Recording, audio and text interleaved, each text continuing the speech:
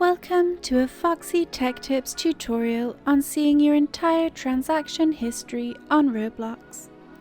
If you find this tutorial helpful, please consider subscribing to my channel and liking the video.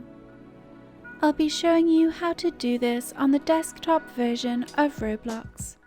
If you want to know how to do it on mobile, check the video description below for a link to that tutorial.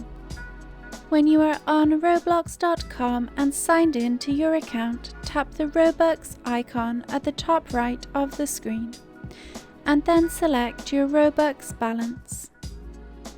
That will load a summary page for your Robux. Here, click the My Transactions tab. The My Transactions tab shows a list of all of your Roblox purchases in order. It also shows the free items you have purchased. For the items that cost Robux, it shows how much Robux you have spent on them.